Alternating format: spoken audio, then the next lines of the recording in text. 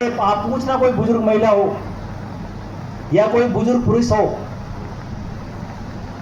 तो पहले हमारे घरों में एक परंपरा थी। उस परंपरा का नाम था मुकलावा। सुना है किसी ने मुकलावा होता था? सुना है किसी ने मुकलावे की परंपरा का? पूछना आप क्या अर्थ है वो परंपरा। पहले होता क्या था, किसी के यहां संबंध या सगाई होती थी तो जो बालिका 13 वर्ष की होती थी, यानी कि रजस्वला होने से पहले उसका विवाह कर दिया जाता था, फेरे हो जाते थे। और उन फेरों में कौन जाता था? जैसे मेरा विवाह हो रहा है तो मेरे पिताजी, मेरे काका बाबा और मेरे मामू साहब, यानी कि 5-7 लोग वहां जाते थे कन्या पक्ष में। उस कन्या के फेरे लेके उस लड़के को वापस लेके आ जाते थे।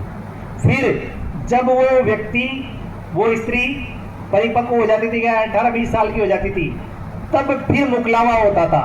और उस मुकलावे में क्या होता था, जैसे आज के समय में बारात जाती है, वो बारात पूरी उस मुकलावे में सज के जाती थी और 3 दिन रुकते थे वहां पर और पूरी परंपराओं का पालन करते थे। केवल उसमें फेरे नहीं होते थे, बाकी सब जो भी आपके छोटे मोटे सामान बर्तन दिए जाते थे वो उस समय दिए जाते थे। उससे बोलते थे मुकलावा।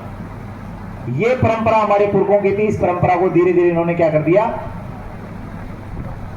सबको जीरो कर दिया, ताकि हमारे अंदर ये कन्यादान की प्रथा धीरे धीरे बंद होकर किस में आ गई, स्त्री दान में। हमारे को पढ़ा दिया नहीं, 21 वर्ष से पहले बच्ची की शादी नहीं करनी चाहिए। जो कृष्ण हजारों सालों से, 5000 सालों से इन धरती पर राज कर रहे थे, इस धरती पे, सृष्टि पे हमारा शासन था, उनकी परंपरा झूठी थी। हमने तो 70 साल में हिल गया देश पूरा।